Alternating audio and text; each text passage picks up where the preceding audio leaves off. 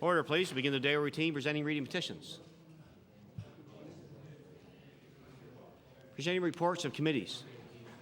The Honourable Minister of Justice. Mr. Speaker, as Chairman of the Committee on Law Amendments, I'm directed to report that the committee has met and considered the following bill. Bill number 3, an act to amend Chapter 13 of the Acts of 1995-96, the Personal Property Security Act. The committee recommends this bill to the favorable consideration of the House with certain amendments. This bill will be referred to the Committee on the Whole House on Bills. Table reports, regulations, and other papers. The Honourable Minister of Education. Mr. Speaker, I would table a document entitled Parents and Their Children's Education, defining a meaningful role for school advisory councils. Mr. Speaker, this is a discussion paper and it's a Learning for Life initiative. The document is tabled. Statements by ministers. Government notice of motion. The Honourable Deputy Premier. Mr. Speaker, I hereby give notice on a future day I shall move adoption of the following resolution.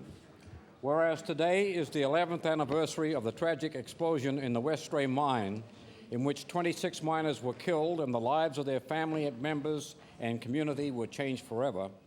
And whereas the death of those miners has provided a lasting lesson to Nova Scotians about the continuing need to put safety on the job above all other considerations. And whereas the legacy of Westray will be felt every day a worker returns home safely from work. Therefore, be it resolved that the members of this House respect and honour the memory of those who died at Westray and use that memory as our inspiration to remain vigilant in the cause of safety in Nova Scotia workplaces.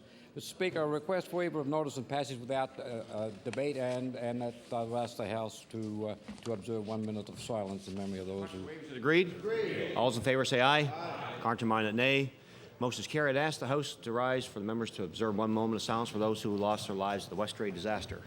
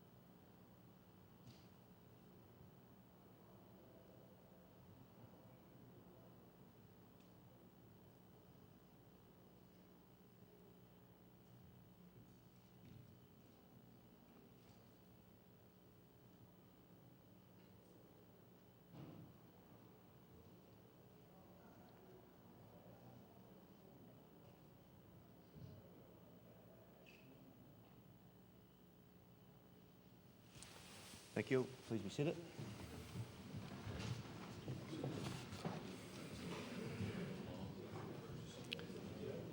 Introduction of bills.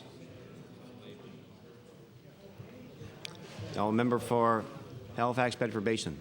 Thank you, Mr. Speaker. If I may, I'd like to make an introduction before I introduce my bill.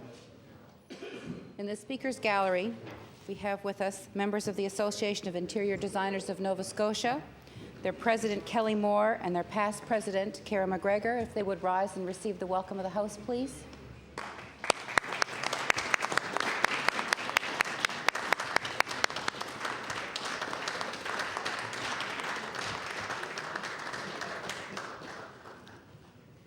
Mr. Speaker, I beg leave to introduce an act respecting interior designers.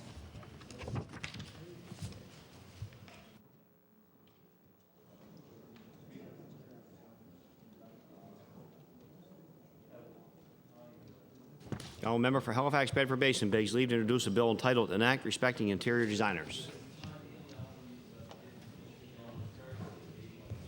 Okay. And you want to give these to the other parties, please? Bill 50, entitled An Act Respecting the Interior Designers. Or this bill be read a second time in a future date. The honourable member for Kings North. Thank you, Mr. Speaker. Mr. Speaker, I beg leave to introduce a bill entitled An Act to establish the Dr. Jack Crosby Memorial Addictions Trust Fund.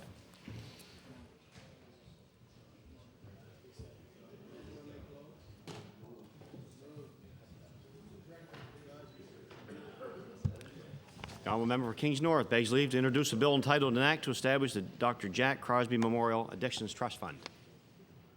Speaker, I would ask the unanimous consent of the House that those two bills be added to the order paper for today.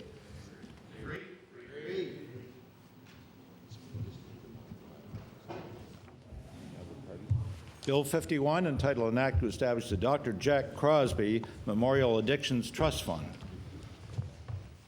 As a result of unanimous consent of the House, the bill will be heard later today. The honourable member for Pictou East on introduction. Thank you, Mr. Speaker. I'd like to direct your members' attention through you and to the members to the East Gallery, where a longtime friend and an employee with the Department of Environment and Labour. From my constituency and lives in Barney's River, Mr. Gordon Anderson. I ask Gordon to rise and receive the warm welcome in the House. Certainly welcome our guests to the gallery today. Notice of motion. The honourable member for Cape Breton Centre. Thank you, Mr. Speaker. I hereby give notice on the future day. I shall move the adoption of the following resolution. Whereas coal mining in Nova Scotia has always been marked by grief, sorrow, and many tears. And whereas on this day in 1992, another dark chapter in this history unfolded when 26 men perished in the depths of the West Ray mine in Plymouth, Pictou County. And whereas despite a massive rescue operation by their fellow miners, crews from Cape Breton, and scores of other groups and volunteers, it soon became apparent that the explosion had robbed the families and friends of the 26 loved ones who toiled at the coalface below that day.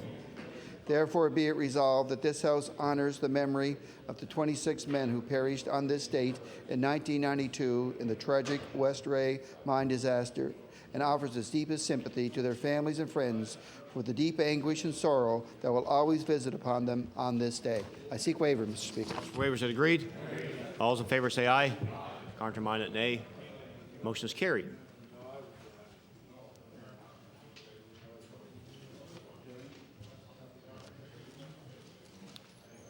The honourable leader of the official opposition.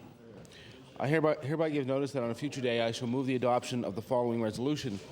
Whereas the Elizabeth Fry Society of Mainland Nova Scotia is a non-profit organization established in 1982 to work with women in conflict with the law and those at risk of coming into conflict with the law, and whereas this evening, Friday, May 9th, the Elizabeth Fry Society is celebrating National E-Fry Week, holding its 5th annual Rebels with a Cause event to honor 5 outstanding women who have championed issues of human rights and social equality.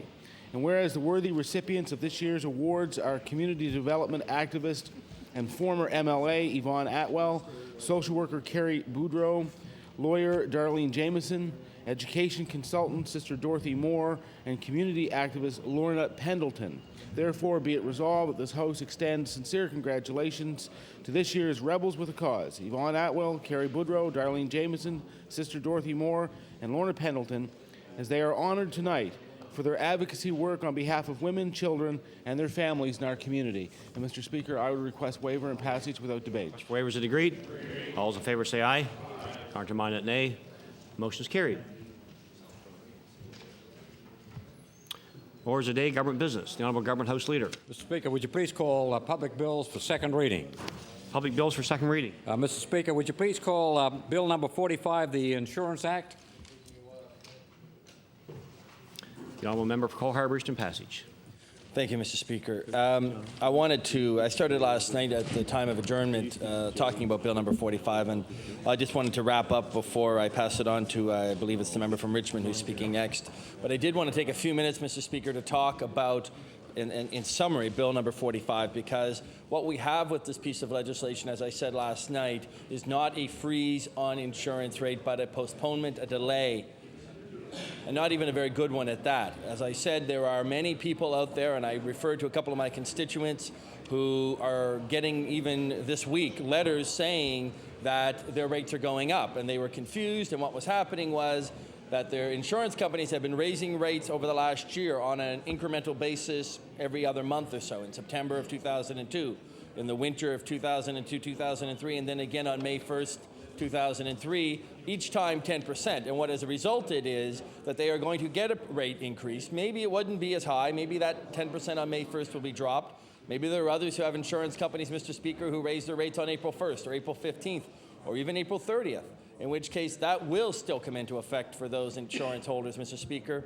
That is a main problem with this legislation. It does not do what it is supposed to do, and that is an issue that we all need to ensure is being dealt with, Mr. Speaker. And I would suggest to you that Nova Scotians don't believe this legislation is appropriate, doesn't do what it is supposed to do, and aren't happy with its contents. But, Mr. Speaker, they're going to get a chance with the next election. They're going to get a chance to talk about insurance rates, to talk about which party has the ideas, has the vision to ensure not only stopping the rapid increase in insurance rates, but actually reducing insurance rates. And sometimes, Mr. Speaker, when you talk to Nova Scotians, they sort of look at you and say, do you think we can actually reduce them? And I say, yes. And let's talk about that. Let's go out, consult, let's hear what people are saying, and let's begin to build a system that can actually reduce rates in Nova Scotia, because this is about giving a break to Nova Scotians, Mr. Speaker, giving them a break on auto insurance rates, giving them a break in other areas as well. It can be done. I know that our party has some ideas that we're ready to talk to Nova Scotians about. We're still consulting, but those ideas are going to come out, and we're going to begin to talk to Nova Scotians about how we can reduce auto insurance rates. Bill number 45, Mr. Speaker, I mean, as far as it goes in this sort of slight postponement of rates, I guess is a half measure from this government that can be supported, but unfortunately it goes nowhere near what most Nova Scotians need or want in order to survive, in order to ensure an essential service. As I compared it yesterday to power rates, to telephone rates, Mr. Speaker, it's an essential service. It's an essential thing that all Nova Scotians need, and it's important, Mr. Speaker, that it be there for them at a reasonable rate. That's not happening in Nova Scotia. It hasn't been happening in Nova Scotia for the last 2 years, and it's time something be done. Bill 45 doesn't do that, Mr. Speaker, and we look forward to a debate where we'll be able to talk more about what can be done to actually reduce auto rates in this province. Thank you, Mr. Speaker. The honourable member for Richmond. Thank you, Speaker. Speaker, it's a pleasure to rise to my place and speak on Bill number 45, the Insurance Act. Speaker, as many of the speakers before me have indicated, this is a most pressing issue facing pretty much the vast majority of Nova Scotians from one end of this province to the next. Is it an issue that only affects a certain sector of our population? Not at all, Mr. Speaker. Does it affect only a certain age group? Not at all, and certainly does not only affect a certain income group. It is an impact being felt by Nova Scotians, not only outside of this House, Mr. Speaker, it's an impact being faced by each and every one of us inside this House who look at their insurance and have seen where their insurance has gone over the last number of years. Mr. Speaker, this is one of those issues where we often get calls from constituents expressing their frustrations as to what is going on and the hardships that they are encountering as a result of this. Mr. Speaker, it's not too often that I'll agree with the member from Colchester Musquodoboit Valley, but I think when he spoke the other night and indicated that it was unfair for one party to stand in this House and to say that only they were the ones who were aware of the impact of Nova Scotians on the insurance issue, I had to agree with him. Mr. Speaker, I can tell you, I believe every single member of this House has had calls from their own constituents or representations made on this issue, and we're all extremely concerned. And I can tell you, Mr. Speaker, I intend to speak about a few of the examples that I have. But I can tell you, Mr. Speaker, when I talk to the people of Richmond County and they tell me the impact this has had, whether it be car insurance or home insurance, and at the end of the day, they say, look, I'd like you to look into this and see what can be done, but I don't want my name used. I don't want my name bandied about. I don't want to see my name on the front page of the Chronicle Herald or on the front page of the Daily News. Or I'm a private citizen, and I like my privacy. But this is an important issue, and I like for it to be dealt with, and I'd like you to bring my concerns without having to use my name on the front page of the media. I respect that, Mr. Speaker, and I believe that is something that many members in this House also respect. So just because members don't stand up here and throw around names of their own constituents or names of others to be used in the media certainly is not an excuse for a party to stand up and say no one else cares because they're not willing to put pictures or names of people in the media. But Mr. Speaker, is that to say that the people of Richmond County do not have the same concerns as the examples that have been shown here in this House? Not at all. Not at all, Mr. Speaker. What they've asked is, don't put my picture on the front page of the paper. Don't throw my name around the House or in press releases. Address the problem, raise it, and see what kind of solutions can be brought. Now, Mr. Speaker, that is what I intend. That is what I intend to do today in that. And that's why, as I said, it's rare that I do agree with the member from Colchester, Muscadabbit Valley, but in this case, I think it's important that members of this House respect the fact that we're all working very hard on behalf of our constituents, that we do get the phone calls from our constituents, and just because we don't stand in our place and throw around their names, their examples, and their addresses, certainly does not mean, Mr. Speaker, that we're not as concerned as anyone else on this issue. Mr. Speaker, I got a phone call just a few weeks ago. A gentleman who had been on workers' compensation benefits that had decided to take advantage of the program that allows you to take all of your future benefits at once to allow you to set up a business. And his business idea was to set up a type of taxi service for the Richmond County area, especially in the Ilmadam area, Ilmadam and Loosedale. Now, as a rural area, we do not have any systems of public transportation in our area. Many of our seniors, many others who cannot afford the luxury of a vehicle are at a disadvantage in being able to get out to go grocery shopping, pick up their mail, go up to Port Hawkesbury to the mall. And so this was a business idea he had. He did a business plan, and it indicated there was a need for this service. And I believe, Mr. Speaker, he was able to earn a modest living off of this business. But all of a sudden, Mr. Speaker, the insurance bill came in. And I don't have the exact figures with me, but I can tell you they basically doubled from what he previously had. Now, clearly, Mr. Speaker, when he did his business plan a year or two ago, he did not foresee that he would be faced with almost a doubling of his insurance rates. And when you're dealing with such a small market as the Ilmadam Loosedale area for this type of business, a doubling of rates to go from the range of over $1,000 to over $3,000 is a significant impact on the business and has put into question in his mind whether his business is still sustainable. So that's one example, Mr. Speaker. He's now wondering what he should do because of the fact that he's used his workers' compensation benefits, his future benefits to start up this business, he's left asking, what do I do now to provide income for my family and for his future earnings? Mr. Speaker, I've heard many other examples of car insurance, but one of the issues I can tell you here which has not been discussed and that the government seems to have turned a blind eye to in all this is the issue of home insurance. Now, Mr. Speaker, there is a crisis looming on the issue of home insurance in Nova Scotia. I can certainly tell you it has hit home in Richmond County because the insurance companies have now started the famous home visits and home inspections. Wow. Mr. Speaker, one example, I had a gentleman whose home had been left to him by his grandmother. It was an older home, naturally, and she had been with the same insurance company, I believe, for 20 years. 20 years of loyalty to this insurance company. He had cared for her in her last days, and she left him the home. So he and his wife are in the home now. All of a sudden, they get a notice that there's going to be a visit from an inspector from the insurance company. When he arrives, he does the inspection, and the report comes back, and it's 4 pages long, typed. It says you got to replace your roof. You got to replace your chimney. Your stove is a few inches too close to where the chimney is, or too far away from where the chimney is. Your oil tank looks like it should need to be replaced. The windows need to be replaced. The wiring is outdated. Your electrical box should be upgraded. At the end of the day, conservative estimates pegged it at about $22,000 in repairs necessary. Now, Mr. Speaker, this was an older home, a modest home, and the gentleman living in it had a modest income. Both he and his wife worked, but at the end of the day, it was a modest income. So the insurance company said, you're either going to fix all of these concerns we've raised now, or we're going to cancel your policy. Wow. What did he do? He picked up the phone, he called the insurance company, and said, you got to be joking.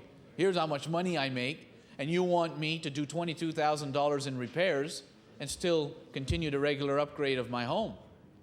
They said, we told you, you're either going to fix them or we're going to cancel your policy. So I believe he got fairly animated with the person he was talking to, and that's unfortunate, but I can understand his frustration. So he called me and said, can they even do this? 20 years of loyalty, can an insurance company just pick up and say, your policy is canceled?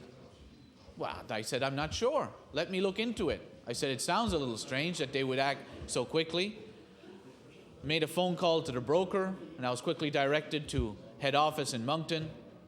Spoke to the supervisor there, who said, very simply, he's either going to fix all of the concerns we've raised, or we're going to cancel the policy.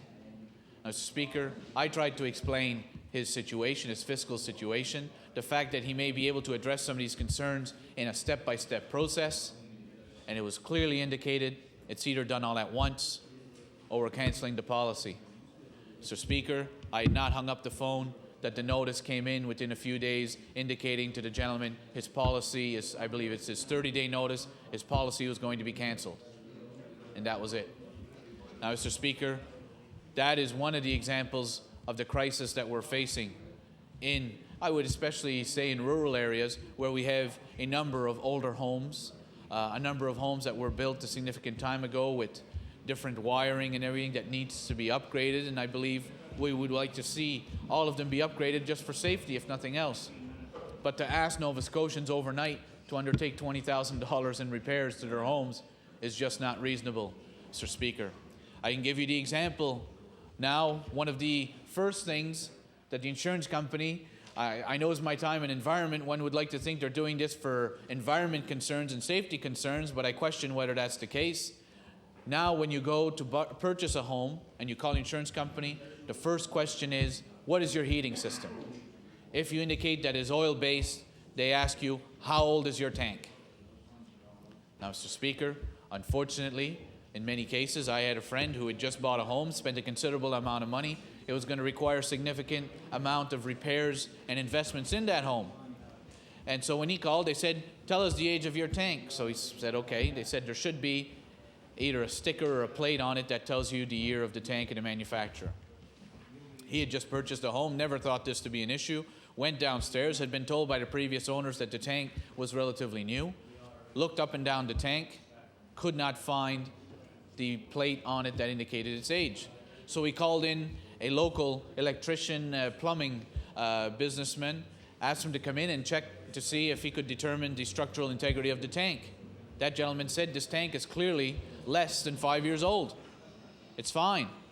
So he called back the insurance company, said, I can't find the plate, I can't tell you the age, but I got a guy in who's experienced in this and who says the tank is fine. What was the response? Sir, you either replace the tank or don't bother calling us again. $1,100 later, he had to buy a new tank, pay to get the old tank removed, get the new one installed, $1,100 on top of the purchase price of unanticipated costs for the purchase of that home. Now, he was in a fiscal position he could absorb that. But, Mr. Speaker, how many of our constituents out there, especially young couples that are looking to purchase homes, they're having to go out and get 25-year mortgages, and then when they go to get insurance, are being told, you have to do this, this, and this before you're going to be covered. Mr. Speaker, I would submit to you it's not going to get better. It is only going to get worse. Because right now, if you call for insurance, that is the number one question. What is the age of your oil tank? And if you cannot find that plate on it that gives them the age, they say replace the tank or don't call again. So, Mr. Speaker, that is another example of the cost. I would submit to you more and more of these inspections are going to be done by insurance companies telling Nova Scotians you're either going to fix all of the deficiencies we find in your home or we're going to cancel your policy. Now, Mr. Speaker, when I gave you the experience earlier of the gentleman who had his grandmother's home, when I called and I said, how can you possibly just cancel his policy? His grandmother was with you for 20 long years of loyalty, and you're just going to turn around like that and cancel his policy. Didn't matter. Appreciated her loyalty, but that's not going to change our mind.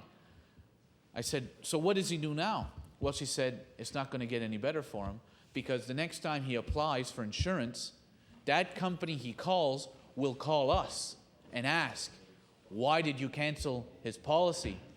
And she said, we will send them the inspector's report that we had and the reasons why we canceled him. That will be sent along to the new company.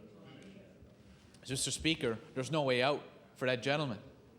Where does he turn to? Because you can only imagine what the new company is going to say when he calls when they receive the report from the old company.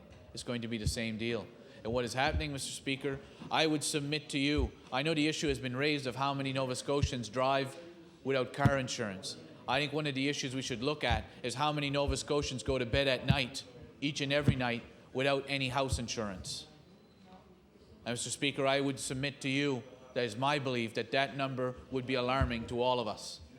And that is an extremely unfortunate fact. And I can tell you, Mr. Speaker, that right now you're seeing more and more. I spoke to an RCMP officer in Richmond County and who said, never before have we seen so many arsons taking place. And he said, what is happening? People just cannot afford to keep the houses insured anymore. Especially people who are trying to rent out homes if they can't find tenants and the homes are remaining empty for any period of time. What is happening, Mr. Speaker? They're going up in flames. That is a very unfortunate reality, that people are turning and starting, as it has been suggested before, under this government and under the insurance industry, we're now turning law-abiding citizens into criminals because of the onerous costs that they're being faced and the fact they just cannot make ends meet anymore because of the insurance industry becoming out of control.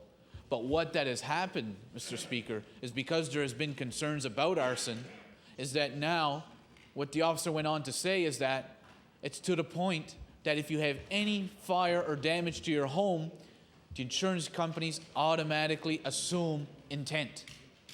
And it is up to the home owner to prove there was no intent.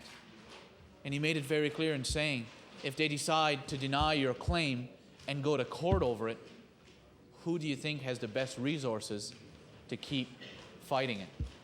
Is it the homeowner or is it the insurance company?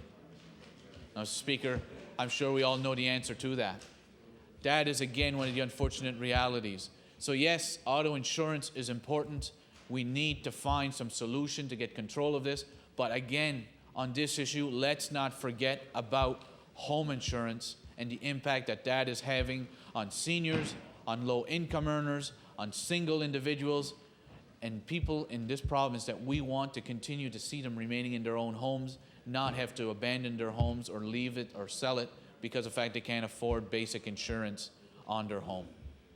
Mr. Speaker, back to the issue of auto insurance and Bill number 45. And there has been great confusion caused by the government's actions on this. To first tell us our solution is to go to the UARB and that is going to get control of the rates. Don't worry, we've got it under control. Lo and behold, the rug is pulled right from under their feet.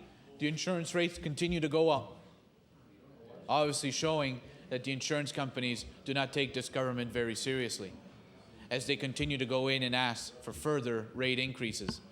So the government at the end of the day comes out and says, we're going to put a freeze on auto insurance. And that was the message to everyone. There is a freeze. So the average Nova Scotian sitting out there saying, phew, I got my notice from the insurance company about this increase they wanted to make, but now the Tory House Leader and the Minister of Environment and Labour, who's responsible for insurance, has got a freeze in, so I'm safe. Mr. Speaker, we now all know that those who got their notices before the announcement more than likely are going to see that increase going through. The gentleman I gave you the example who has the taxi business who got his notice a few months ago, that more than likely is going to stand. So, Mr. Speaker, the minister stands in his place and tells us in question period, pass Bill 45. That is going to be the solution to dealing with this. The reality is, Speaker, I believe many of those who have spoken before me have pointed out Bill number 45 is not the solution. It is one of the small measures that have been taken by this government, but it's certainly not the solution for those who are out there right now wondering how they're possibly going to afford to pay the insurance that's being charged to them. Mr. Speaker, it causes me great sadness when I get a call from a senior who says, this is my only freedom that I have my ability to go into my car, to go for a drive, to go visit, and to not be housebound. And right now, I'm to the point, because I'm on a fixed income, I can no longer afford a vehicle. Mr. Speaker, I think that would cause concern to any of us to see our seniors in their golden years have to abandon the freedom. Those who are especially fortunate enough to still be able to drive and still be able to get around as they wish. Mr. Speaker, is it only insurance? Not at all. This is the same government that has put an unprecedented hike on license fees, on license renewal, that has put a 2-cent hike on the price of gas, which brought them in last year. $25 million in additional revenue came out of the pockets of seniors and Nova Scotians because of a 2-cent hike in gas. Yet on top of this, the government sits back while the insurance industry continues to raise the premiums. Now, Mr. Speaker, this is not an issue that was just raised recently. I remember us debating this issue well before Christmas of last year when we last sat. And the question always was, at that time, why is the government not taking action now? Why are they sitting back? Why are they saying the market will govern itself, it'll get better? Why is the Minister of Finance not stepping in and saying we got to get control of this? Well, lo and behold, just before Christmas, when the Minister of Finance gives his final quarterly report, there's this pocket of money that suddenly appears. He says, look, my surplus is bigger than I expected. And upon further examination, when it was asked, where did these millions of dollars come from? The Minister of Finance said, it's because of our additional revenue we've gotten from the taxation of insurance rates. Now, Mr. Speaker, not wanting to impute motive or anything in this House, which I know you would say is unparliamentary, but it does beg the question, because of the additional revenue coming in from taxation on insurance rates, could that possibly be one of the reasons why the Minister of Finance and government chose not to take action on insurance rates, knowing that the higher the insurance rate, the more revenue that comes into government, the more government can go out and try to claim we've balanced the budget and all is well with our finances. Well, we all know, and our caucus has been able to reveal the fact to Nova Scotians that a balanced budget is not the response to the financial needs of this province. It is but a mere step. And that while balancing the budget, this government has continued to increase the overall debt of this province, which again is saying someone else will deal with it in the future. So, Mr. Speaker, we saw, I believe, in the final budget numbers that were presented by the Minister of Finance, $7 to $8 million was raised for this government by the insurance industry because of the increase in insurance rates. So there's $7 or $8 million from insurance, $25 million from the 2-cent increase on gas. How many million dollars from the increased license renewals? Speaker, I went the other day, I'll give you an example, to renew the plates on my Explorers 99, and I have an old pickup truck, an 86 F-150. To renew the plates for both of those vehicles for 2 years each, I believe is how they renewed them, $386. That is the cost now to renew your plates. I think it was 140 something for each vehicle. Now, Mr. Speaker, that is an unprecedented amount of money being charged. So with all of the revenue coming in, at what point was the government going to say enough is enough? And I would submit to you, as long as the money kept rolling in, this government was willing to look the other way and not acknowledge there was a crisis developing in insurance rates in this province, knowing the amount of revenue they would be achieving from this. And that's extremely unfortunate, Mr. Speaker, because I would submit to you, the senior in this province that has had to give up his vehicle, regardless of what happens in this House, and regardless of what happens, will not be buying another vehicle. And that independence they had is now gone, and they won't get it back. And that is extremely unfortunate, because it's not as if the government can sit back and say, we didn't know. No one warned us. We weren't aware. This crept up on us overnight. Wasn't the case. They have been warned about this. They were given the opportunity to take action, and they made the decision not to do so. And I would submit to you, the additional finances rolling in was a major part of those decisions. Mr. Speaker, we continue to hear the horror stories from individuals who indicate that because of age, that their rates have suddenly jumped up, although they have a very good driving record. More and more we hear of people with older vehicles whose rates are going up because of the age of the vehicle. I can tell you, Mr. Speaker, hearing all the talk about insurance in the last few weeks and before that, I decided one day, well, I'm on a monthly deduction myself, so I don't pay too close attention to where my rates are at, but I said maybe I should check just to see how my rates have done.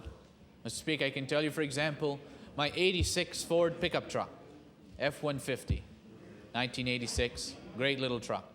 First bought it, I shouldn't say I bought it, I got it from my father's old truck. He'd be upset if I said I bought it, so I better not say that. But when there was a purchase value there when I got to the registry, they made sure of that. When I bought the truck, for 1 year's insurance, $386. So for an old pickup truck, $386, PLPD. I said, it's not bad. That's good. It's good to have a pickup truck. So I checked the other day just to see where am I at today. Has it moved? I hadn't paid too much attention, but there's a lot of talk about older trucks and where they're at. Speaker, that 386 that was about 3-4 years ago is now up to $700 a year. It is basically doubled. Now, Mr. Speaker, for me, I'll absorb that cost. But how many people in this province is such a jump too much for them to continue to be able to maintain their vehicle and to operate their vehicle? Mr. Speaker, that is but one example, and the government continues to tell us that they are going to get control over the issues of the insurance companies determining rates based on the age of the vehicle, based on the age of the driver, based on other factors. And what we are hearing more and more, Mr. Speaker, is the fact that this government will not have control over those underwriting rules. This government in this bill does not have the ability to be able to dictate to the industry not to continue those unfair practices. And Nova Scotians who are sitting at home with the misbelief that this government with Bill 45 is going to be taking care of the insurance needs of this province are sadly mistaken. As has been said by many before me, this was brought in on the eve of an election to try to make Nova Scotians believe that something is being done by this government on insurance. Again, I would submit to you, Mr. Speaker, that this bill and this legislation has not been based on sound public policy. This is based on political advice given from the spin doctors of this government as to what can the government possibly do to try to convince Nova Scotians they've done something while actually doing little or nothing. This is not the first time. This is the same as Sunday shopping. Now we get it in the insurance bill. It's the same as what the government is saying under fiscal management. And I would submit to you, Mr. Speaker, more to come. This is window dressing, an attempt by the government to try to make Nova Scotians believe that it has put together a viable solution to this problem.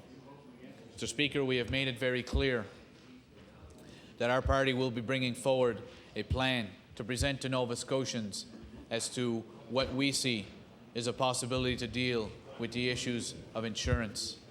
Mr. Speaker, one of the things I can tell you about this plan, which will clearly differentiate ourselves from our socialist colleagues here, is that our plan will involve original thought, something which I realize is a foreign concept to the NDP caucus. The idea of using an original thought to the NDP is something that they haven't had in mind since 1960, I would say, or as my colleague from Cape Breton Nova would suggest, possibly the days of the Regina Manifesto. But I certainly don't intend on going back that far. Mr. Speaker, Nova Scotians realize there's a problem, but to simply stand here and tell them, here's the problem, and when we're given an opportunity to provide a solution, the NDP says we're going to copycat what another province is doing. We're going to go with public insurance, which is being used by other provinces, and everything is going to be fine. So, Speaker, Nova Scotians are not buying it. We're not buying it, and that's why I tell you I'm anticipating and looking forward to when we will present a plan that Nova Scotians will clearly see is a real plan that addresses the problems that we have here in this province, that addresses the problems that Nova Scotians are going to be facing, and that provides them with real solutions. The government clearly has failed to do this. The NDP continues to fail to do this, although as they throw out one plan, they keep saying, well, no, there's something better coming, there's more to come, because they see that the reaction is not favorable to any of the suggestions they've made yet. And Mr. Speaker, you know, when one looks at the glossy brochure and that they say they are looking for input from Nova Scotians, I think many speakers before me have indicated, when you send out a brochure in this day and age, the year 2003, using taxpayers' money, and say, do you believe auto insurances have gone up? And it says yes or no. Questions like that. Do you believe we need lower insurance rates, yes or no? Now, Mr. Speaker, really, is that what you call consultation? Is that what you call asking Nova Scotians real questions about their real situations? Then, Mr. Speaker, you clearly see, then on the comment line, Mr. Speaker, I got to tell you, I'd have a hard time being able to spell my name on that comment line, let alone provide any reasonable ability for input onto this problem. Well, no, Mr. Speaker, the Mayor of Tivoli Prospects asked if I have a hard time spelling my name. No, I do not have a hard time spelling my name. And one of the things I don't have a hard time recognizing is when a party is trying to mock Nova Scotians and trying to use an issue for political gain and to try to tell them, we will send you out this glossy brochure with a picture of our leader, trying to make you believe we're going to solve insurance by asking you questions such as, do you think insurance rates should be lower?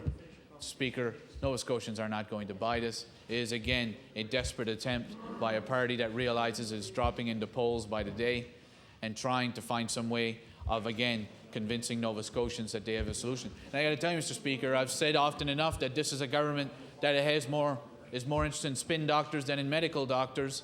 And I got to say, I believe that the NDP caucus can be accused of that very same fact, because they're more interested in trying to convince Nova Scotians they're dealing with this and will provide a real solution rather than actually doing so. Speaker, at the end of the day, it is Nova Scotians that we must keep in mind in the debate here. Bill 45 is clearly not the answer to dealing with the problems we have here. Bill 45 is an attempt for a government preparing on the eve of an election to say, we are going to be dealing with this, and then they tell us more to come later. So, Speaker, this government has had ample opportunity to get a grasp of this issue. It's had ample opportunity to be able to put the interests of Nova Scotians first when it comes to auto insurance. They've had ample opportunity to put the interests of Nova Scotians first when it comes to a variety of issues. They've failed on those issues. This is a government which I have clearly said a number of times that in 4 years they will be known as a government of missed opportunities, of lost opportunities. An unprecedented growth in our economy is what this government has had. Because of their sound financial management? No, Mr. Speaker. Because of a growing economy that has benefited our entire country and other parts of the world. From 1999 to today, this government, under their tenure, has an additional $1 billion in revenue than what the previous administration had. So with an extra $1 billion, when the Premier stands up and is asked about his fiscal mismanagement, he needs to continually, he refers back to 10 years ago. Now, Speaker, for the Premier to believe any Nova Scotian is going to be fooled into thinking that the economy of 2003 is comparable to the economy of 1993, no one's buying it. And what is it meant to do? It is a desperate attempt by a government to try to hide their failures in the issue of fiscal management. The Nova Scotians will not be fooled. They will not be fooled by the fact that Bill 45 is another lost opportunity to take advantage of this. What the insurance companies in this province have done is laughed at this government. They've thumbed their nose to this government and saying, we realize on other issues you have not been able to deal with them appropriately, and we certainly anticipate that it'll be no different for our issue. So even while the government tries to get control, they're trumpeting down to the URB to file for more increases. I would submit to you, Mr. Speaker, more to come in this government. Because this is a government that clearly, when it comes to public policy decisions, does everything it possibly can to give a half measure, hoping that Nova Scotians will fall for it. But clearly, Mr. Speaker, I would submit to you that because of how this government has dealt with the debt, fiscal management, education, Sunday shopping, and insurance, I would submit to you, Mr. Speaker, those are some of the main reasons why the Premier stood in this place yesterday and said, we don't need to pass the bill dealing with elections and allowing 18-year-olds to stand for office or to run and sit as members.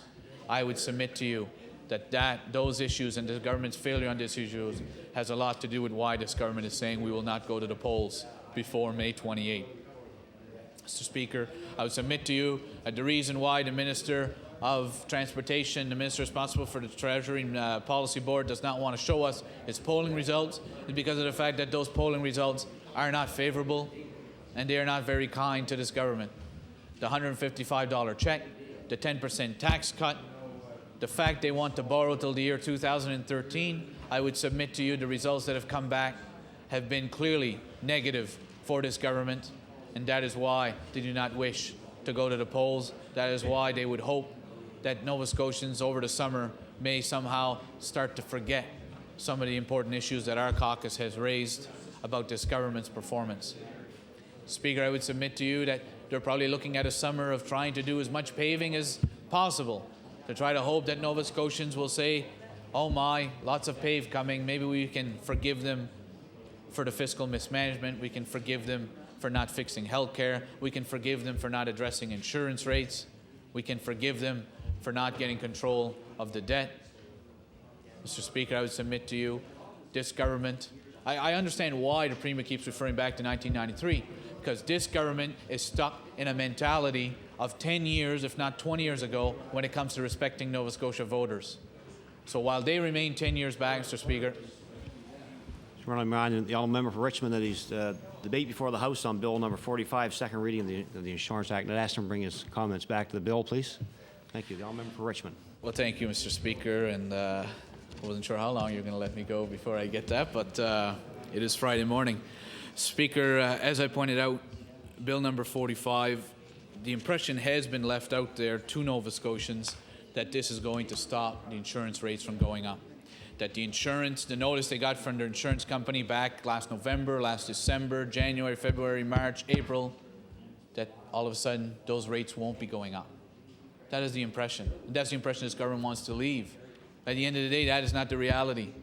If you got your notice before then, your rates are up. And the chances of getting them down again right now appears questionable under this government's current approach. That is the important fact. Mr. Speaker, I would believe that because of the debate that has taken place here, the government's hope that this bill would get speedy passage and that no one would pay attention to the fact that this actually didn't deal with the increases already put in place. We have been able to take this opportunity to tell Nova Scotians clearly, and those who are here today and those who are here watching, that this bill is not going to reverse those increases, that Nova Scotians will have to find a way of dealing with that very important issue. So again, Mr. Speaker, I want to tell you that this is an issue that affects the people of Richmond County a great deal. I continue to get phone calls. If you're waiting for me to stand in my place and to give the names of my constituents, their addresses, their age, their family members, the make of their car, their social insurance number, and everything else, no, Mr. Speaker, you will not get that from me. And I do not ask that from my constituents. Their problems are real. Their problems need to be addressed. Do they need to have their faces on the front page of the Chronicle Herald, on the front page of the Daily News, sitting beside the leader of the NDP? I don't think so. Nova Scotians respect their privacy. They expect their privacy to be upheld, but they want their problems, their real problems, to be dealt with. I will continue to do my utmost as the member from Richmond to bring those issues here, to bring those examples here, but to respect the privacy of my constituents, because regardless of their names, regardless of where they live, their problems are real. They are problems that are being encountered by Nova Scotians throughout this province, and they are problems that we must act responsibly as elected officials in dealing with. And the fact is that Bill number 45, again, is another example of a lost opportunity by this government to deal with a very real problem, and again will be added to the list of this government's lost opportunities during their tenure as a majority government with an unprecedented economy and a booming economy. With that, Mr. Speaker, I look forward as a member of the Law Amendments Committee to seeing this bill go to Law Amendments, see what input that we do get from Nova Scotians, maybe from industry representatives, from brokers and others who can come before us and indicate their views on Bill 45, the concerns that they have, and at the end of the day, hopefully we will be able to work with the government in trying to come forward with workable solutions that will deal with the real problems facing Nova Scotians in regards to insurance, rather than simply dealing with window dressing and political spin doctoring, rather than solving the real problems. Thank you, Mr. Speaker. The honourable member for Halifax and Landic. Thank you, Mr. Speaker, and I'm pleased to rise and speak for a few moments on Bill number 45, an act to amend Chapter 231 of the Revised Statutes 1989, the Insurance Act. It's a bill that's been introduced by the government. It's a knee-jerk response to the escalating crisis faced by many Nova Scotians as a result of rising insurance rates, insurance premiums. It is a stopgap measure, Mr. Speaker, that I think is simply inadequate. It doesn't go far enough. It doesn't, in fact, go any distance at all. And some might suggest that they're trying to paper over a problem which has become extraordinarily significant in the lives of thousands of Nova Scotians from one end of the province to the other. Mr. Speaker, the whole question of rising insurance premiums, of discriminatory coverage, discriminatory practices in rates and coverage is not something that just appeared within the last month or so. It is a problem that we've been seeing increasingly over the past couple of years. As the global financial difficulties have developed, the insurance companies have increased the avenues they have available to them to find revenue. As their investments from the stock markets have decreased, they have gone in other directions, trying to find ways to ensure that the dividends to their shareholders are maintained or in fact even increased. And the results, Mr. Speaker, have been, as I've seen them across the industry, have been increasing demands placed on brokers, increasing demands placed on policyholders, less flexibility.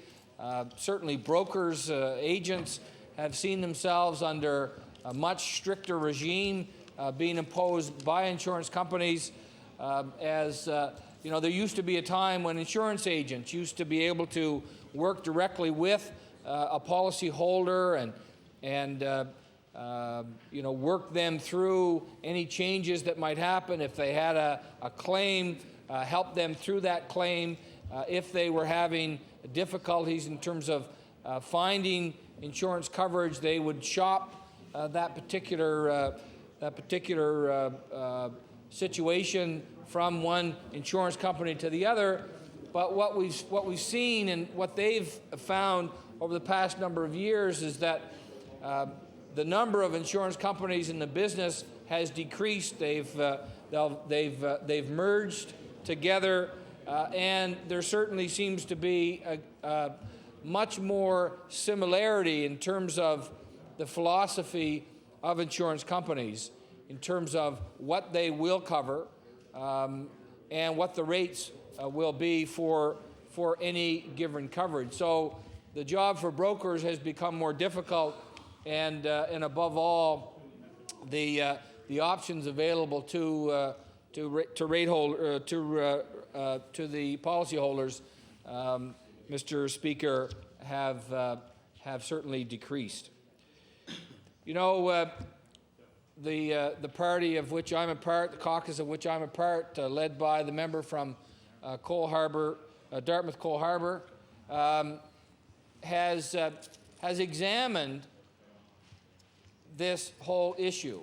We have heard from Nova Scotians, from New Democrats, from Nova Scotians of all political stripes and Nova Scotians of no political stripe, who have spoken out about the problems that they're encountering as a result of these increased rates, as a result of discriminatory practices in the application of these rates, have heard the problems that people are facing as a result of these increases, the problems faced by people who are having their insurance canceled. And a year ago, we urged this government to do something about it, Mr. Speaker. We asked them to refer the matter to the URB. That finally happened after some considerable foot dragging. But beyond that, we asked the government to examine what's happening out there, to recognize that the difficulties being faced by Nova Scotians is real, that it's a very serious problem, that Nova Scotians here in Halifax and in rural parts of the province are being faced with decisions as a result of the increase in rates, decisions that are simply not fair, Mr. Speaker. Decisions about whether or not they are able to keep a used car, whether they are able to afford a new car, whether they're able to operate a motor vehicle at all in order to transport them, to transport their family, to get back and forth to work, to attend medical appointments, to look for work, and to do other things that they are required to do in the course of carrying out their activities in the province of Nova Scotia, Mr. Speaker. And we've asked the government on more occasions than I care to mention that they need to do something about this serious problem. And unfortunately, the government, which has become, I think, sort of part of their strategy, they've become known for really doing very little, if anything, about any particular problem facing Nova Scotians, whether that's skyrocketing heating fuel costs and the impact that has on seniors, people on fixed incomes who are trying to heat their homes, to environmental problems, to health problems, increasing lineups, private provision of private health care. All of these problems, we've asked the government, Nova Scotians have asked the government to respond, to actually do something about it, and they have failed to do that. Nursing home costs, Mr. Speaker, that are being faced by seniors, costs that no other Nova Scotian faces.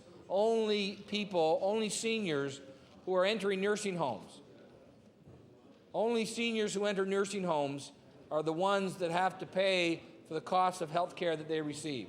If they receive that same health care anywhere else in the system, anywhere else in the province, they wouldn't have to pay it. No other Nova Scotian has to pay it.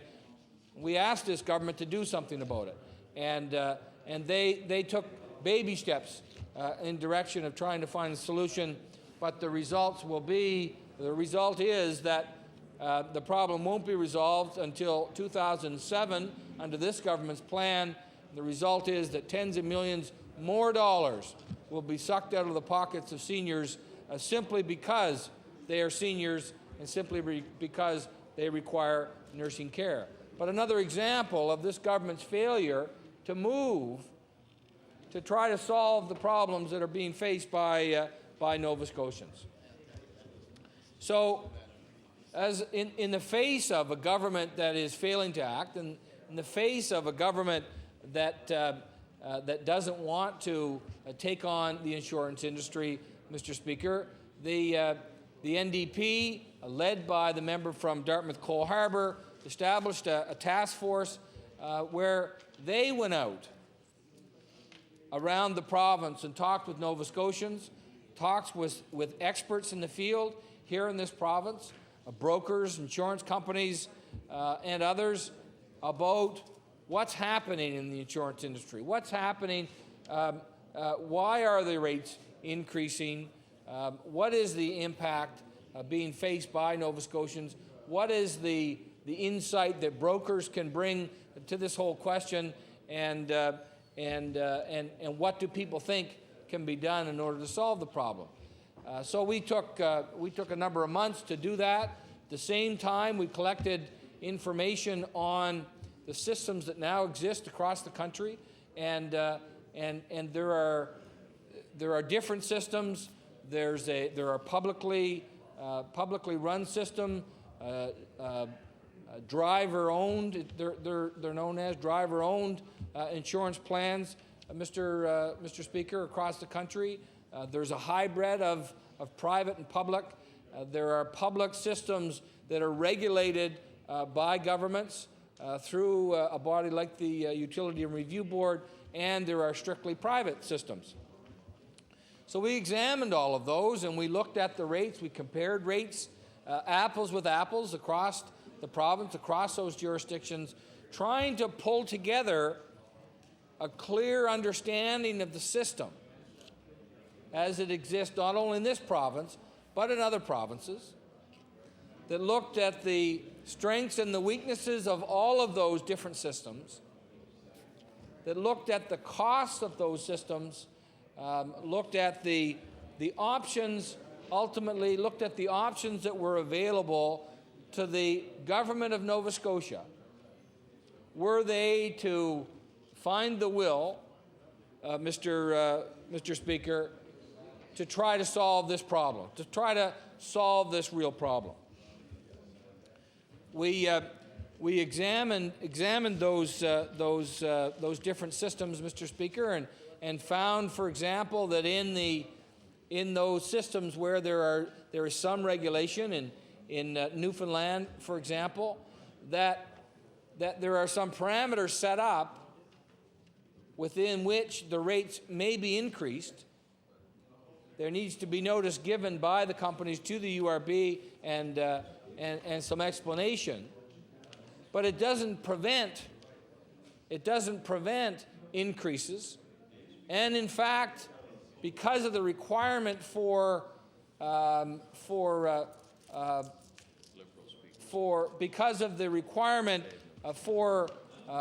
reasons why, and for instead of blanket increases, specific targeted increases, it almost encourages discrimination within rate increases within coverage, Mr. Speaker.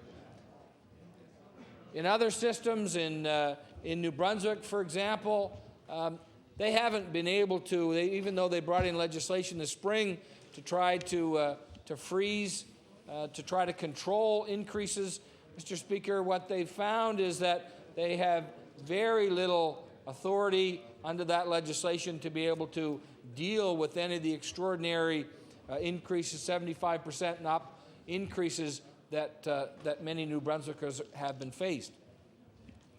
So what we came down to, Mr. Speaker, is that, and this has been discussed in some detail by my colleagues. What we found is that in those systems that are known as programs that are driver-owned programs, and specifically they exist in Manitoba, in Saskatchewan, in British Columbia. What they found was that across the board, the rates for comparable drivers, comparable scenarios, the rates were lower, much lower. The rates were half the levels that they were here in Nova Scotia. And as important is that the increases were negligible over the past number of years. Over the past few years, when Nova Scotians have really been gouged by insurance companies, in those provinces where the programs, where there is driver-owned programs, where it's not a question of a private sector company trying to maintain or increase the dividends that are paid out to shareholders, have no relations to the actual policy holders. In those programs, the rates have if they've increased at all, they've increased minimally, Mr. Speaker. You see, what happens in these driver-owned programs is that the money that is made, the profits that are generated through these systems, either go back into the system to help keep the rates down, or, and I should say and/or, because it happens both ways, that the rates are kept down with the profits that are made, with the returns that are generated from these programs. They go to help keep the rates down, but they also are reinvested in the province. They're reinvested by government either in the general fund or in targeted programs to highways and to other such ways of keeping the rates down, keeping the cost of insurance down, Mr. Speaker, or they likewise go into some kind of investment within the province. The other piece of information which was interesting, Mr. Speaker, is that these crown corporations that exist in these jurisdictions, when they invest the money that they have within the program, they invest the money within the province. The majority of the money that's invested by these companies, these crown corporations, the money is invested within the province. So what you have is in these programs is you have drivers benefiting because rates are stable, rates are not discriminatory. In other words, rates are not based on age, are not based on where a person lives. They're based on your driving record. They're based on your motor vehicle, Mr. Speaker. So, in other words, your age, your gender, these factors, Mr. Speaker, are not part of establishing the rates. So the rates are stable and they're not discriminatory. The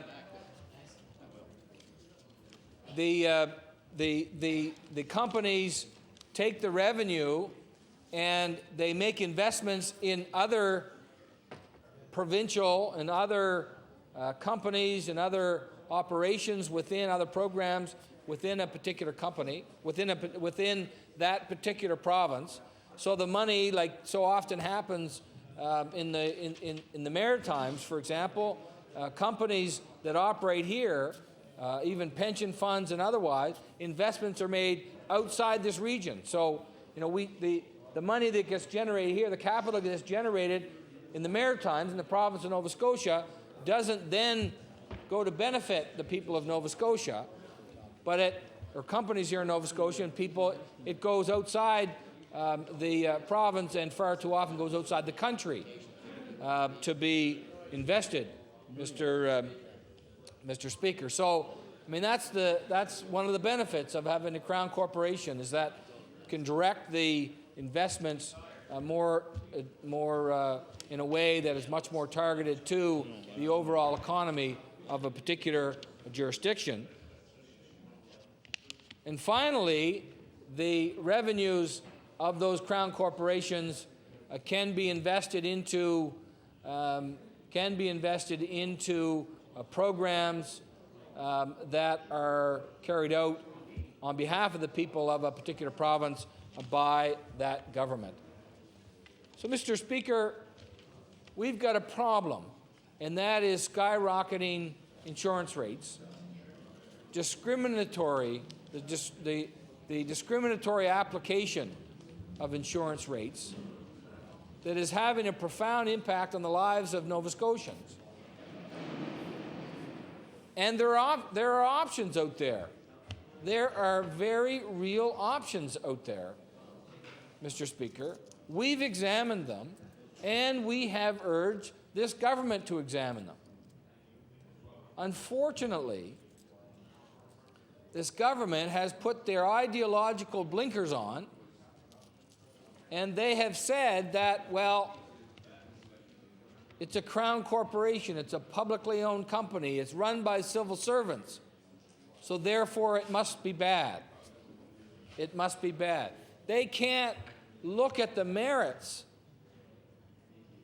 of what exists in other provinces and the fact that these forms of enterprise have a hugely positive impact on the economy of those jurisdictions, as well as the fact that they solve the problem that is being faced by the people of Nova Scotia, skyrocketing insurance rates, Mr. Speaker, simply because of ideological considerations that they are against public ownership. Against public ownership. And it's ironic that at the same time that the minister responsible for skyrocketing insurance rates looks down his nose and scoffs at the idea of a publicly owned corporation being responsible for insurance in the province of Nova Scotia, his government has engaged the services of a Crown corporation from Saskatchewan, Sask Energy, as the company that will give them the best deal to provide natural gas distribution network throughout the province of Nova Scotia.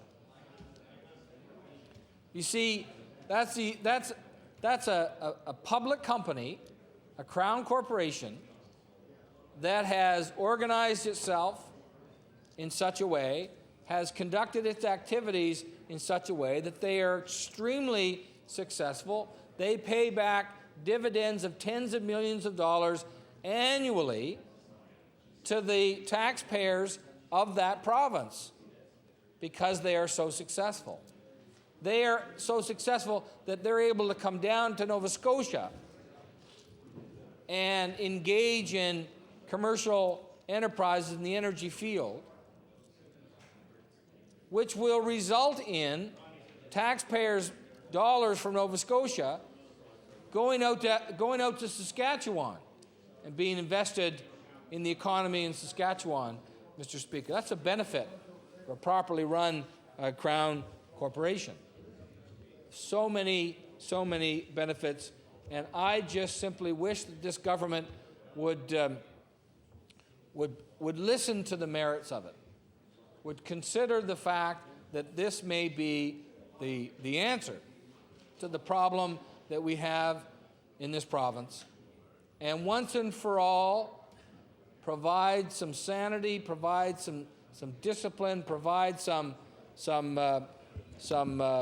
measure of security for Nova Scotians in the area of automobile insurance. And, Mr. Speaker, as speakers previously have mentioned, that it's not just automobile insurance, that homeowners insurance is just around the corner. Problems are appearing as a result of the behavior of insurance companies.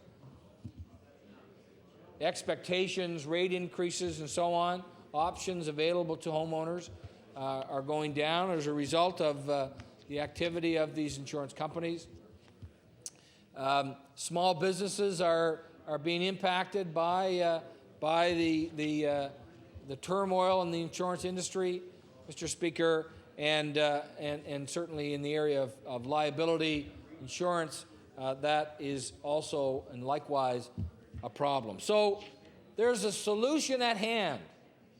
There's a solution at hand which will benefit the people of Nova Scotia, and I think that this government has an obligation to consider it in a real way, so that we can move forward in a speedy and constructive fashion to resolve this problem. Bill 45 simply does not do that, Mr. Speaker. All Bill 45 is meant to do is try to put off the problem until after the next election, to try to give the impression that the government is actually doing something about the problems being faced by Nova Scotians, when in fact all they're doing is putting it off. So, Mr. Speaker, I think what I'm hearing when I'm out there canvassing across Halifax Atlantic, my constituency, whether it's in Harrietsfield or Spryfield or Herring Cove or elsewhere, is that my constituents who live in the constituency I represent, are very upset about what's happening with insurance rates for automobiles. They are being forced to pay out hundreds and hundreds of extra dollars for reasons that are simply unfair and discriminatory, Mr. Speaker, and they expect the government to do that. And they are paying attention, let me tell you, they are paying attention to the options that we are presenting, that the New Democratic Party is putting out there in the public. That we're throwing out options, real concrete evidence about what we might do with this problem. And Nova Scotians, people in Halifax Atlantic and other places are responding positively and saying that that's the kind of leadership that they expect and the kind of leadership that they are looking for in a government, and that this is an issue. This is an issue, Mr. Speaker, that is vote determining. This is an issue which will have a determining impact on the next election. I believe that. I've heard it from people. I hear what people are saying. I see the concern. I see the attention in their eyes. That this is something real. It affects their pocketbooks. It affects their ability to work, to earn a living, to raise their family, to be a productive member of society in this province. And if this government doesn't do anything about it, and somebody else puts forward a fair and reasonable proposition to resolve the problem, then they, Mr. Speaker, are going to vote on the basis of who can come up with the most fair and reasonable solution to an immediate problem that they are facing. I believe it's imminent. The solution has to be brought forward. I think we have it largely, Mr. Speaker.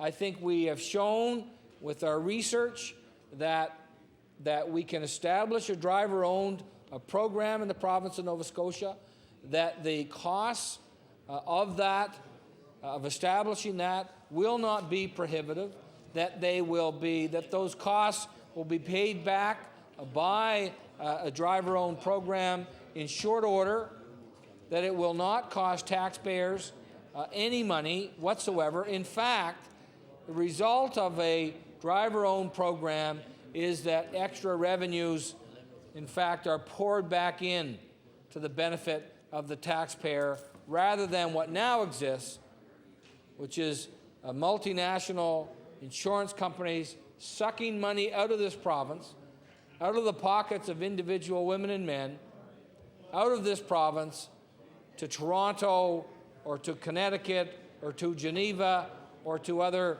places around the world to benefit them, not to benefit Nova Scotians.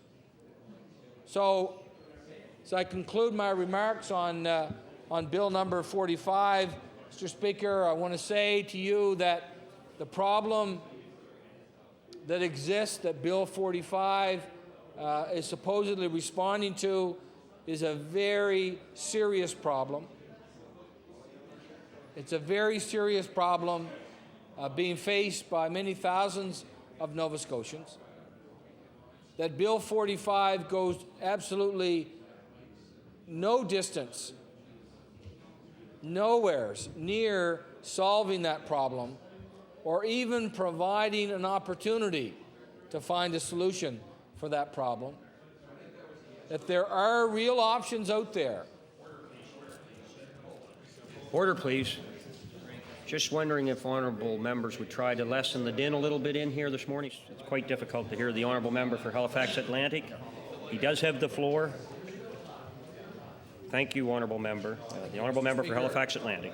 That there are options out there, real viable options to find a solution that will bring some sanity to the insurance industry in the province of Nova Scotia, that will stabilize insurance rates, that will bring insurance rates down to levels that are much more reasonable and comparable with other jurisdictions. Mr. Speaker, rates that are affordable by ordinary Nova Scotians. There are solutions. We have presented a number of them, and we think that if we work on this issue, if we are serious about trying to find a solution, that we can find a Made in Nova Scotia solution that will benefit not only the drivers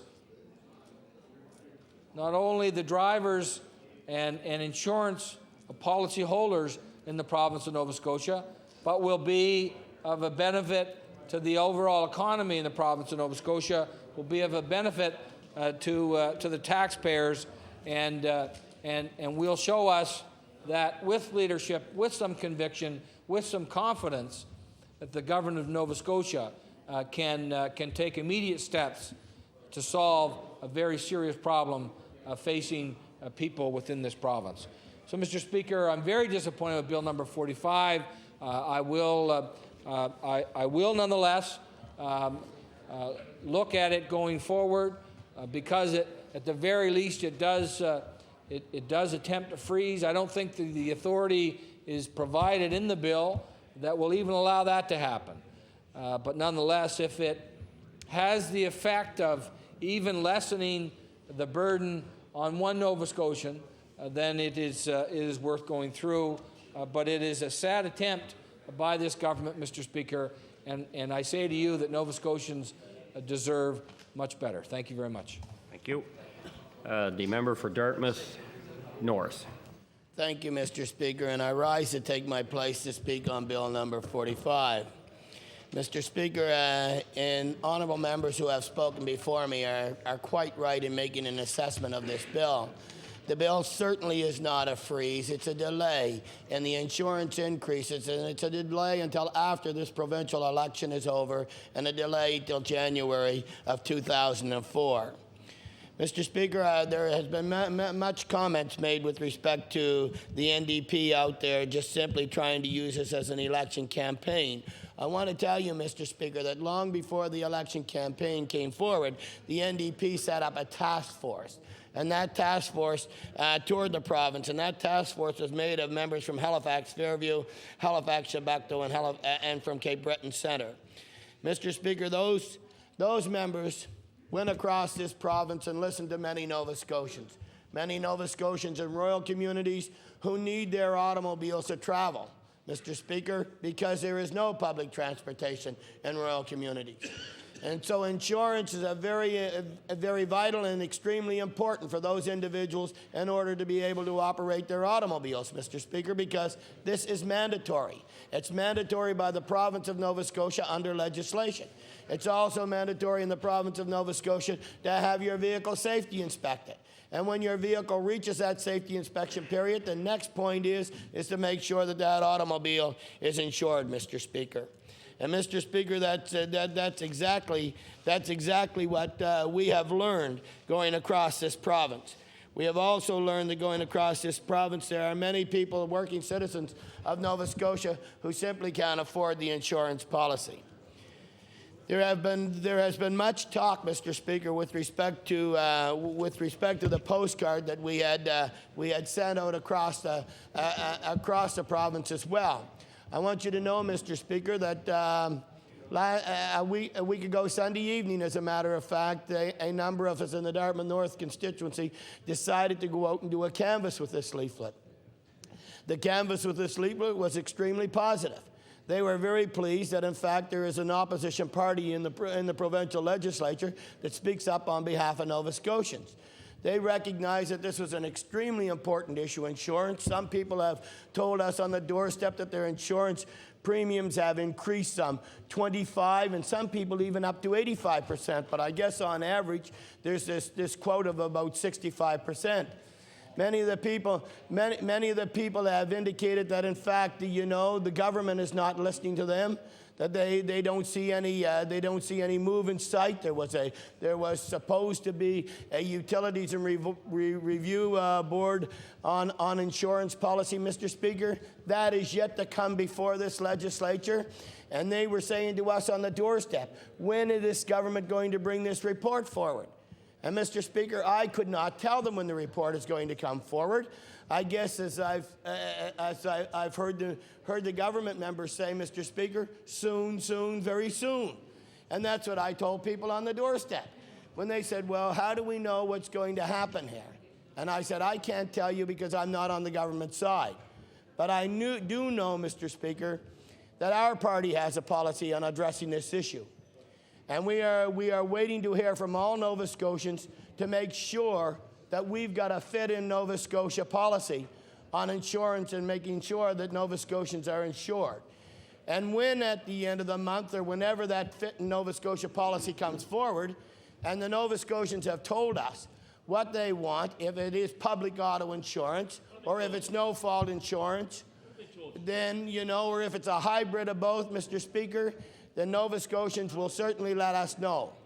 And after we completely hear from Nova Scotians, and mind you, Mr. Speaker, it's amazing that the brochure, which I won't lift because it'll be a prop, and I do know that many members have already lifted it within the legislature, but I will refer to the postcard, and I will refer to the postcard as one of those postcards that went out to 150,000 households in this province.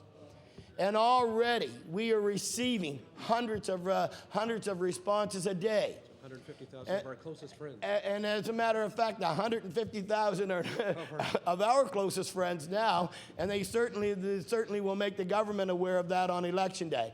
And I know that it's only because of the pressure of the New Democratic Party on making sure that insurance rates are an issue in this legislature, that it's before this legislative assembly. If it were not for us, Mr. Speaker, do you think the third party would have brought that issue forward or the government would have brought that issue forward? Definitely not. It's because we consistently told the government of the day what Nova Scotians wanted with respect to an insurance policy. Now, when I was out on the doorstep as well, Mr. Speaker, there was a number of people who were concerned about what is this issue about public auto insurance. And I could only tell them in my layman's terms what I thought this public auto insurance might do. They said, well, will it penalize us from making soft tissue claims that are really genuine complaints, which they are? And will it prevent us from getting the maximum because of the injury that's incurred? And look, and I said to them, as far as I understand, the public auto insurance will not restrict individuals from making insurance claims, particularly on soft tissue. Separate question. Now, and the other concern was, as they asked as well, is will it provide merit to those individuals whom had very clean driving records and never had an accident or anything, and will they be rewarded for that? And I said, look, I can't tell you, but I do believe there's an opportunity for a merit system. If there isn't, it's one that you can certainly write on that postcard and send into our party and let our party know what you think about that. And there were a number of individuals who said, look, if public auto insurance comes to the fore, will Nova Scotians be expected to pay that through their tax dollars? And Mr. Speaker, I informed them on the doorstep that no, Nova Scotians will not be expected to pay that through their tax dollars. It will be paid by way of premiums. And premiums will fund the public auto insurance that comes through the province of Nova Scotia. Now, I know a number of individuals who work in the insurance industry, and they've said to me, well, that's going to be a huge cost to the province, and will the province be able to afford that cost? Well, I said to them, as far as I understand, and trying to grasp the whole insurance issue, I said, as far as I understand, that in fact, what will happen, Mr. Speaker, is that there may need the province to borrow some money up front, much like Manitoba, some $350 million. up front, but it's anticipated that all that will be paid back in 1 year through an insurance premium. If not, it will be gradually phased over a period of time and will not cost the taxpayers any money, again, because it will be premium funded. And that's what we need to make Nova Scotians aware, because there are many Nova Scotians out there who are hearing two sides of this particular story. One with respect to the no fault, which I believe is in Saskatchewan, a hybrid of no fault public auto in Manitoba, and in British Columbia under the IBBC, the Insurance Bureau of British Columbia.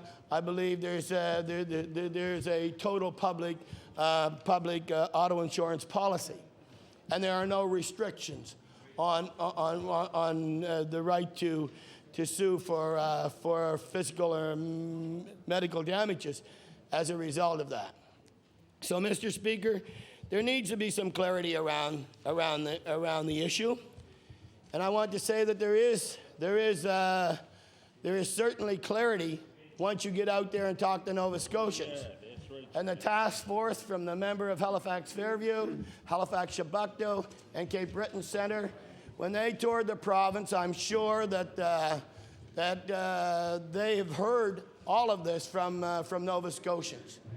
And they've heard from Nova Scotians probably even some even sage advice with respect to what should be in the insurance policy, and how people should not be penalized as a result of having a clean driving record, and how seniors should not be penalized because of their age, and how youth should not be, or the youngest driver in the household should not be considered the primary driver, so that the insurance rates will automatically climb. Mr. Speaker, all of this, I'm sure, has been heard by our task force committee. So to say that we did nothing with respect to contacting Nova Scotians is totally wrong, Mr. Speaker, because not only did we send that task force out across the province, but we also mailed out the postcard. So, Mr. Speaker, this political party has done two things. We have visited Nova Scotians by way of a task force, and we have also sent out by way of a postcard to Nova Scotians on what we believe is a right and sane direction to go with respect to this important issue. And we've also heard back from a number of Nova Scotians. As a matter of fact, Mr. Speaker, I know that some members of the task force have visited the constituency of Dartmouth North, particularly because there is there's the Burnside Industrial / Business Park, which has a huge number of businesses, some businesses which provide fleet services to their companies and so on, and who are affected by skyrocketing insurance rates. Many of those individuals, have been spoken to. Some of those individuals have asked for a personal audience with certain members of the task force, and they have spoken to them, and they've talked to them and enlightened them as to exactly what we intend to do if we go for a publicly funded auto insurance policy in the province of Nova Scotia. All of that has been looked at. All of that has been considered. All of that has been given a great deal of thought with respect to how we're going to unfold this, so that Nova Scotians know that they're going to get the best deal. There have been members of this Legislative Assembly who considered us socialist, and that we wanted to nationalize everything that we could put our fingers on, and that this was just another possible move with respect to nationalizing the auto insurance industry. But, Mr. Speaker, when you have a responsibility as government, and you know that there needs to be a protection of its people, then you have that responsibility to make sure that all Nova Scotians in this particular case are protected. We do that by way of the health care system. We make sure that it's a publicly funded health care. We make sure that it is a publicly funded education system. We make sure that in part there is a publicly funded pharmacare program for seniors. We make sure that these things happen. And, Mr. Speaker, we also make sure that there should be a publicly funded auto insurance policy if, in fact, we are going to make certain that Nova Scotians will be able to drive with an insurance policy. The worst thing that ever that can possibly happen in the province of Nova Scotia, and it's happening now.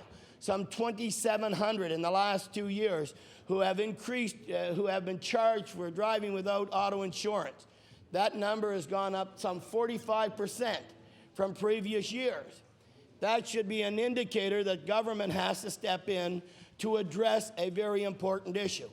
Many Nova Scotians out there who are working citizen Nova Scotians, many who earn an income of less than $25,000 a year, and because of an antiquated public transportation system throughout the most part of Nova Scotia, and I would even go so far as to say in the Halifax metropolitan area, the capital region of Nova Scotia, because of that, many people are forced to drive automobiles. And they're forced to drive automobiles to get to and from work. And as a result of having to be forced to drive automobiles, insurance premiums are a major cost. So I want to say to you, Mr. Speaker, I had not intended to stand here, and I had not intended to speak long on this issue, simply because I believe much has been said. But I want to say to you that I have referred individuals to the Insurance Bureau of Canada, and I have referred them directly to Don Forgeron when, in fact, they've had difficulty with, in fact, their auto insurance, or people weren't going to insure them. The only advice that they've ever received from the Insurance Bureau of Canada through Mr. Forgeron was to shop around, to see if you can get another insurer. And often that did not happen, Mr. Speaker, so they were left to go to the facility insurance. Also, just the other day, I had an individual who called me, and I told him to call the consumer advocate, Mr. George Jordan, who was appointed by the government of the day, and to speak to him about his insurance rate, which had gone up some 25%. And he's never had an accident in the last 10 years, I think he told me. As a matter of fact, he said he had a completely clean driving record, and maybe with the exception of a few tickets in the last 10 years, you know, parking tickets and so on, minor tickets, that was about it. And he couldn't figure out why his insurance rate had gone up. He called his insurance company, and his insurance company sent him out the bill on January the 7th. I mean, on May the 7th. On May the 7th, the bill went out. And I told him that the government has legislation before the House which is retroactive to May the 1st. And that, in fact, what would happen is that would put at least a delay on the increase in his insurance premium, Mr. Speaker, and that delay would be there for at least until January of 2004. But I told him to call Mr. Jordan, the consumer advocate, and seek advice as to what may or may not be the advice from the consumer advocate, and seek direction from him.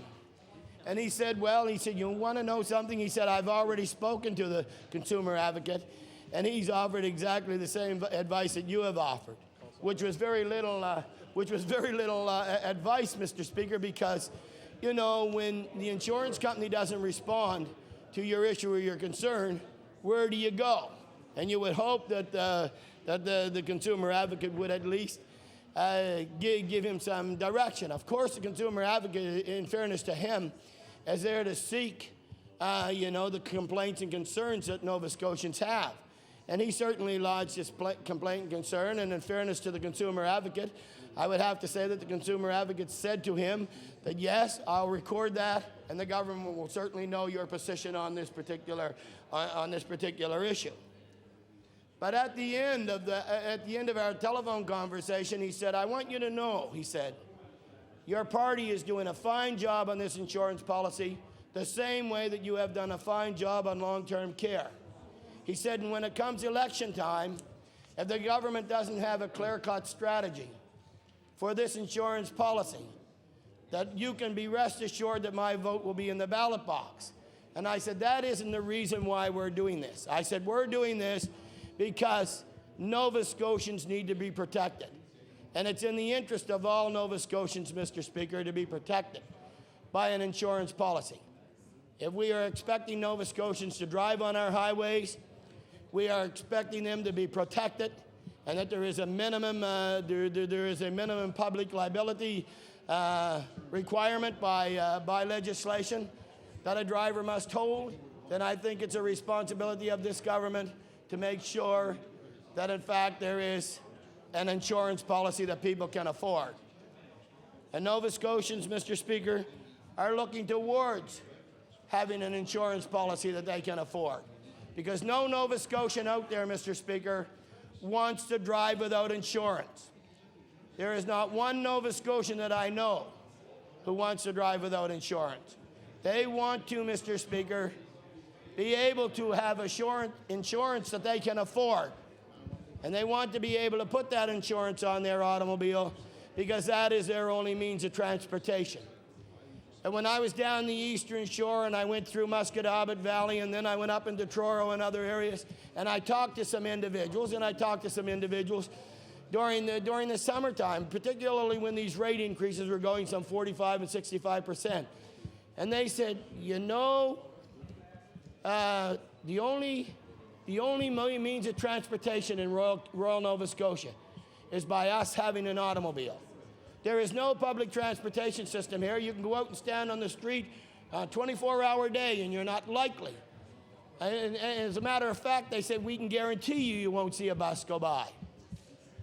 So, Mr. Speaker, that's the crux of the whole problem here, is that we need to make sure that Nova Scotians have an affordable insurance plan that they can tap into that won't strip them of every dollar they earn in order to put their automobile on the street.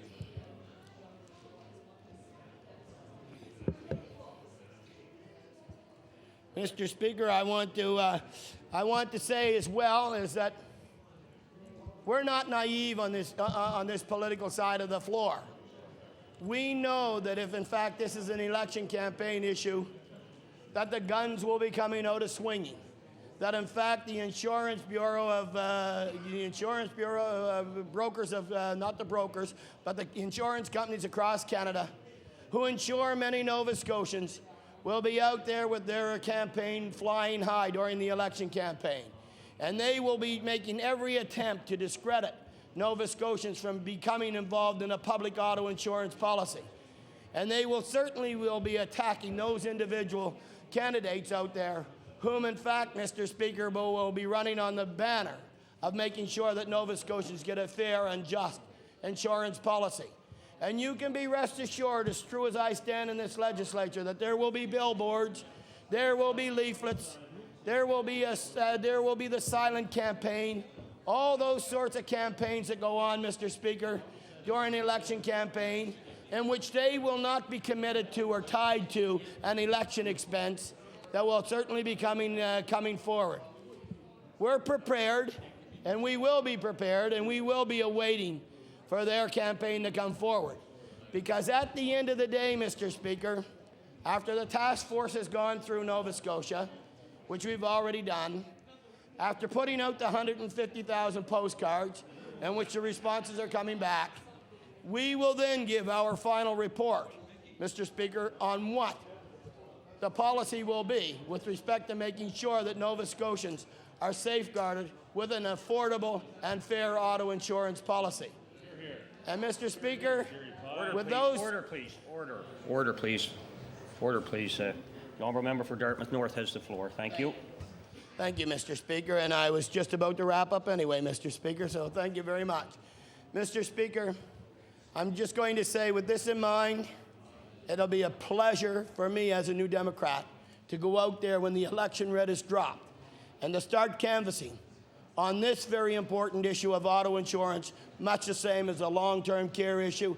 And I can tell you that we're in tune and we're in touch with Nova Scotians out there, and it will surely reflect its picture when, in fact, on whatever particular day E-0 is, or E-1, then we will certainly know what Nova Scotians have to say about this particular issue.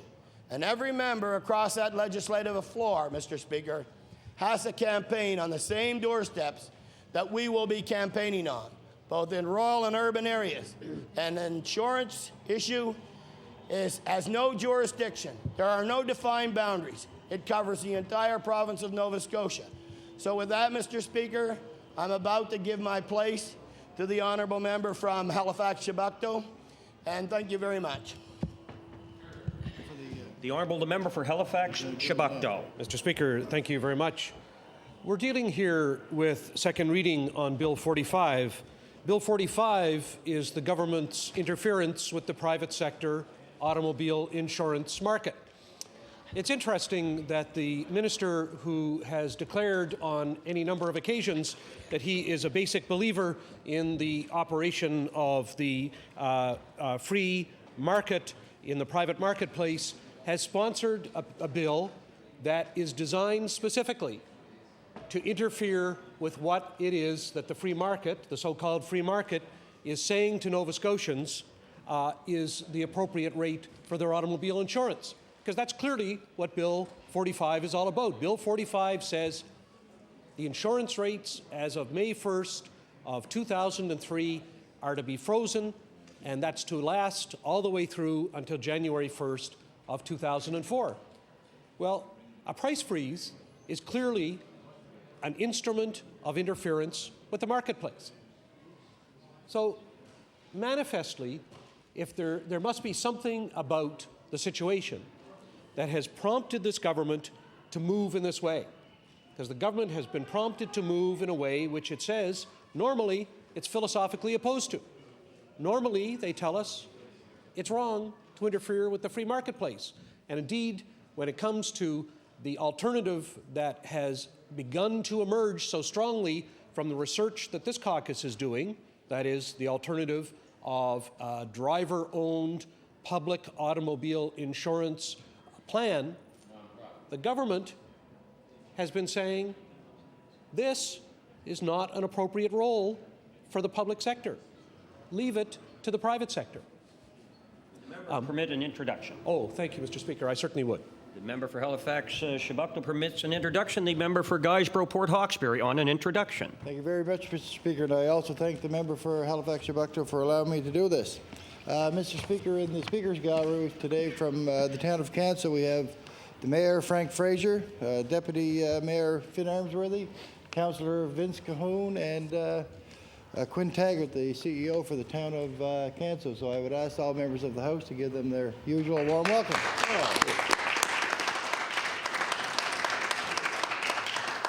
Welcome indeed to our guests in the gallery as introduced, and welcome to all our guests. The Honourable the member for Halifax-Chebucto on Bill 45, the Insurance Act. Well, thank you very much, Mr. Speaker. I'm happy to continue and happy as well to acknowledge the presence in the gallery of the visitors from Guysborough County. I'm sure they'll take advantage of the opportunity to read the Hansard debate, the adjournment debate from the other night, which focused on their county and their towns. Members of the House had interesting things to say. In any event, Mr. Speaker, I was noting that Bill 45, which we're dealing with now on second reading, is the government's attempt to deal with what is clearly a problem with the operation of the private marketplace. Obviously, there is a problem. Every Nova Scotian knows that. It's exactly the kind of problem that is one of a long list of problems that are pocketbook issues that Nova Scotians have had to struggle with very little help from their government over the last 4 years. In saying that, I have in mind items like huge increases in tuition fees for post-secondary education. Very little action from the government on that. Certainly no tuition freeze, certainly no tuition rollback. We have in mind as well the problem of long-term care and the health care costs for those in long-term care. This is something that has been an ongoing anomaly and an element of discrimination felt by those who have their friends and relatives in long-term care. Why, they ask themselves, do we have to pay for the health care costs of these people when no other Nova Scotian has to do that? The HST remains on essentials. Another pocketbook issue hasn't been touched. Fees going up, another pocketbook issue. It's been added to by this government. Water rates and property taxes also going up. Problems that are pocketbook issues, and now we have this problem on top of it of increases that are way out of line with what it is that Nova Scotians believe they ought to be paying for their automobile insurance. Now, the core problem here is a matter for dispute. Because when one asks the insurance companies why it is that they're putting up their rates so enormously, they claim that it's because, as they put it, they have to pay out more each year in claims to the insured than they take in premiums. And they have furthermore an explanation for why they have to do that. They say that the court awards for soft tissue injuries are just too high. They don't say that they've lost money in the stock market. But if you read their professional literature, that is the magazines and journals and news articles that are focused on the insurance industry and that are distributed primarily to members of the insurance industry, that's what they say there. That, in fact, is what the financial press says. If you read any of the large financial journals and read the articles that they've published over the last few years about the insurance industry, that's exactly what they say. They say that worldwide, the problem with the insurance industry is that they, like other big investors in the stock market, in the bond market, have lost money. They've had particularly bad years. And we all know that any big investors, including small investors too in the stock market, have had some troubled years. Why should this impact on the automobile insurance rates that we pay in Nova Scotia? Well, the answer is that most of the companies that we're dealing with are big international companies. They're not Nova Scotia companies that are supplying our automobile insurance. Most of them aren't Canadian companies. Most of them are big international companies headquartered either in the United States or in Europe. And they make their investments pooled on a worldwide basis. Now, all of us recognize that insurance is a very large and complicated undertaking. It's a business to be approached with respect. It's not to be tinkered with. It's to be thought about very carefully. We agree with that. We recognize that if there are to be any changes in the regulation of insurance, it has to be approached on a researched basis and on a careful basis. And that is exactly the approach that we have tried to take.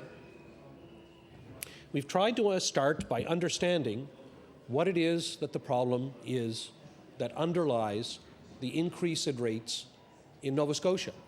I don't think the same can be said about Bill 45. We don't hear anything particular from the government about why it is that they think there's an underlying move to increase the rates by the insurance company. I don't think I've heard the minister declare himself on this issue. They simply say, the rates are going up, it's become politically intolerable for us to ignore the question, so we're going to do something. They've been pushed to it by us, they've been pushed to it by consumers, and they've been pushed to it by their own constituents, of course. The press has run a whole series of articles on the unfairness, and that too has pushed the government. Mr. Speaker, I understand you have another introduction. Yes, the member for Halifax-Shabukta was quite generous this morning as he's permitting another introduction. The Honourable, well, as usual, yes, the Honourable, the member for Pictou East on an introduction. Thank you, Mr. Speaker, and thank you to the member from Halifax-Shabukta to yield his time. I'd like to bring to your attention in the East Gallery two longtime friends, retired members, the government, and both on the executive of the Retired Members Association, and Bernie LaRusick on standing, and Bernie once his team once beat the Premiers in Glasgow in 1952. I'm not giving away ages here, have I, Bernie? And Steve McDonald. Can I ask the House to recognize them in the usual manner?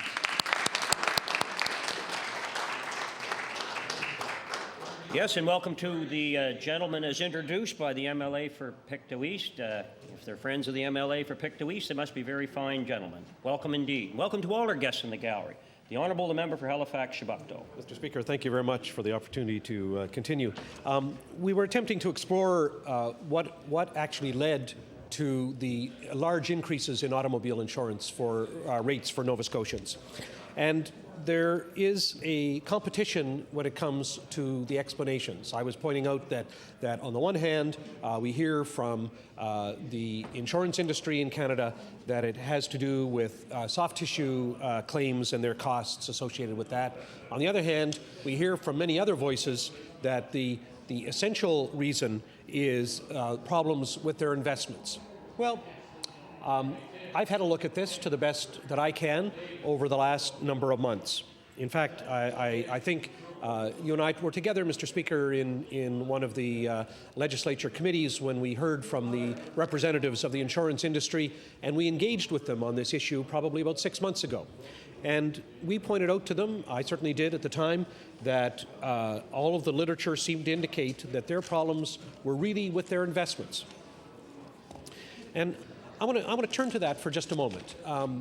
And I want to remind the members of this House, as I have on a couple of other occasions, of what is the normal practice when it comes to property and casualty insurance companies. Property and casualty insurance is a different category from life insurance. The financial side of the life insurance industry is a different picture, and life insurance companies are not the same as property and casualty insurance companies. Property and casualty insurance companies are the ones that deal with automobile insurance. And I had a look at the website of the federal government's Department of Finance to read about property and casualty insurance companies. And in their description of this segment of the financial industry of Canada, they made what to me was a very striking statement. And please recall, Mr. Speaker, that this statement was made as part of a multi